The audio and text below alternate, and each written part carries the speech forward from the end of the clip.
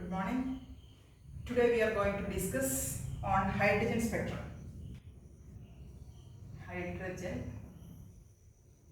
spectrum. കഴിഞ്ഞ ക്ലാസ്സിൽ നമ്മൾ പറഞ്ഞു corresponds to a transition from an outer orbit to the inner orbit.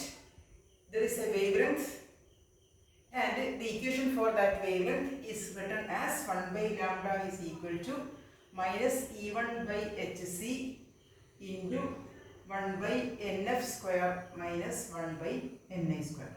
അതായത് ഒരു ആറ്റത്തിൻ്റെ for example in the case of hydrogen atom ഒരു ഇലക്ട്രോൺ ഔട്ടർ ഷെല്ലിൽ നിന്ന് ഇന്നർ ഷെല്ലിലേക്ക് മൂവ് ചെയ്യുന്ന സമയത്ത് അതിന് കറസ്പോണ്ടിങ് ആയിട്ട് photon is produced, energy is liberated and the wavelength of that photon അപ്പുറത്തേക്ക് പോകുന്ന വേവിൻ്റെ വേവ്ലെങ്ത് ഈസ് ഈക്വൽ ടു ഫോട്ടോണിൻ്റെ wavelength is equal to 1 by lambda is equal to minus E1 by hc into 1 by nf. nf is the quantum number of the final orbit minus 1 by ni square. ni is the quantum number of the initial orbit. ഇതാണ് നമുക്ക് കഴിഞ്ഞ ദിവസം കിട്ടിയ equation, last കിട്ടിയ equation ആണ്. E1 is the energy of the first orbit, h is the Planck's constant and c is the velocity of light.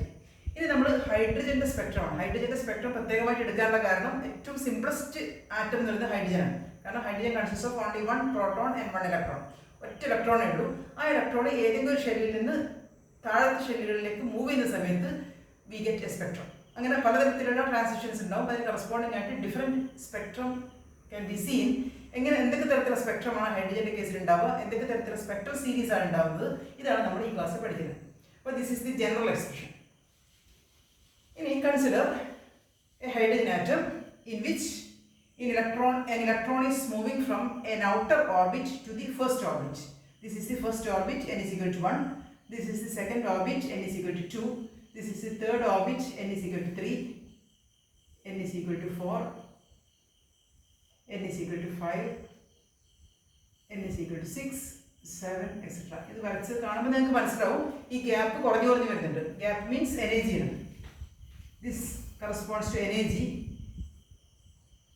Energy as the quantum number increases, energy decreases. അതാണ് gap ഇങ്ങനെ കുറഞ്ഞു വരുന്നത്. ഇത് നമ്മൾ പറയുന്നത് when an electron of hydrogen atom jumps from an outer orbit to the first orbit, that corresponds to spectral lines. ഇതൊക്കെ ഓരോ spectral ലൈനാണ്.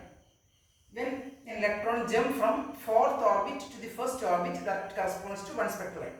Third orbitil നിന്ന് ഫസ്റ്റ് ഓർബിറ്റിലേക്ക് മൂവ് ചെയ്യുമ്പോൾ that corresponds to another spectral line. In general, when an electron jumps from an outer orbit to the first orbit, we get a spectral series. That is, the equation is 1 by lambda is equal to, നേരത്തെ equation തന്നെയാണ്, minus E1 by hc into 1 by nf square. the final orbit 1 ആണ്, n is equal to 1. 1 by 1 square minus 1 by n square. n initial. n means here n is equal to 2. ഈ 1 അല്ലാത്ത ബാക്കിയുള്ള ഏത് orbit പോവാ 2, 3, 4, 5, etc. This is called the first spectral series of hydrogen spectrum. Hydrogen atom is called Lyman series.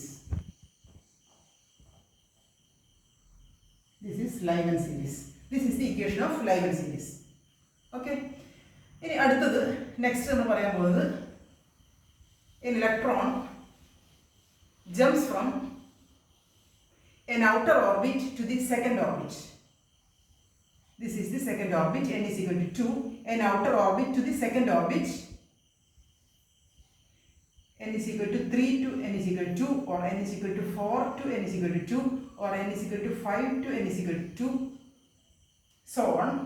This corresponds to a wavelength or spectral line whose wavelength is given by the equation 1 by lambda is equal to minus E1 by hc into എത്രയാണ് 1 by final here n is equal to 2 ആണ്, therefore 2 square minus 1 by n square, where n is equal to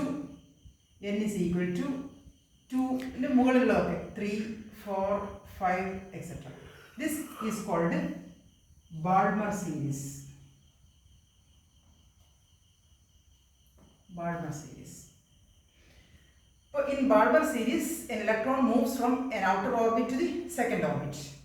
രണ്ടാമത്തെ spectral series ആണ് Balmer series. അതിൻ്റെ കൂടെ ഒരു കാര്യം കൂടി പറയാം. ഇത് നമ്മൾ കുറേ ലൈൻസ് ഇങ്ങനെ വരക്കും. ഇതിൽ ഏറ്റവും അവസാനത്തെ line means an electron moves from infinity to the first orbit, second orbit. In case of Balmer series, an electron moves from infinity to the second orbit.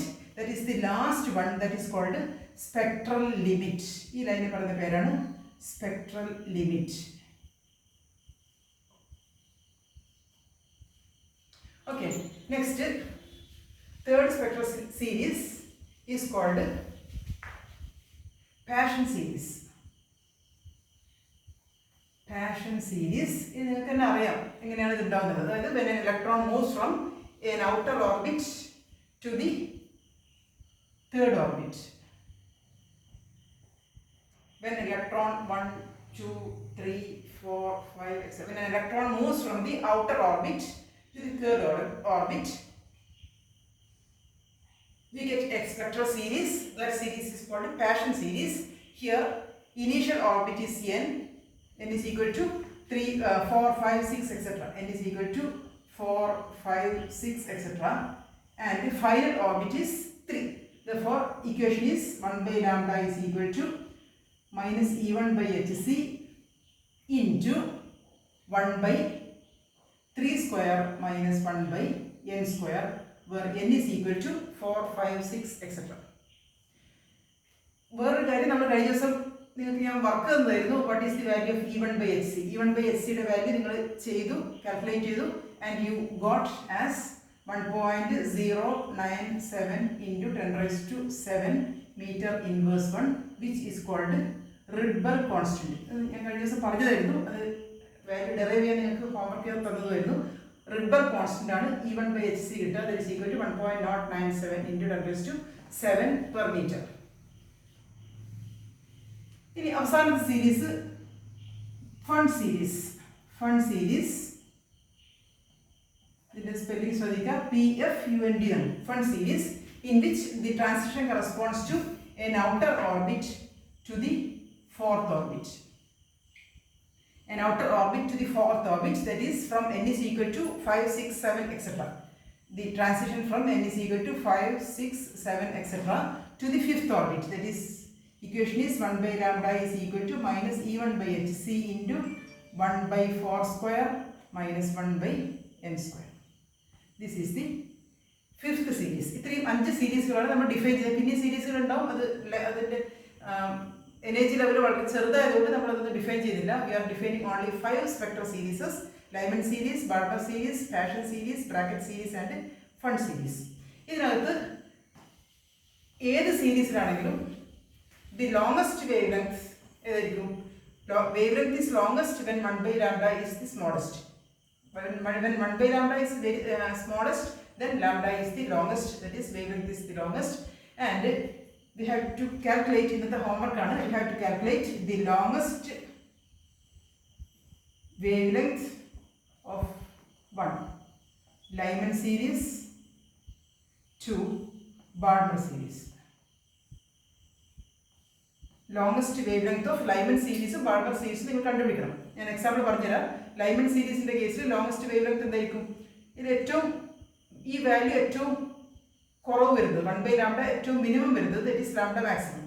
അത് വരണമെങ്കിൽ ഇതിൻ്റെ തൊട്ടടുത്തുള്ള വാല്യൂ ആയിരിക്കണം എന്നിൻ്റെ വാല്യൂ. അപ്പോൾ 1 by minus E1 by, in the case of Lyman series, the equation is minus E1 by hc into 1 by 1 square minus 1 by n square ആണ് general equation.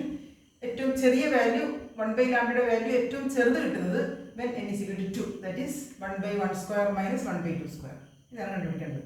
അതേപോലെ in the case of Balmer series നിങ്ങൾക്ക് അറിയാം. അതുപോലെ longest wavelength of Balmer series, longest wavelength of Lyman series, that corresponds to smallest 1 by lambda value.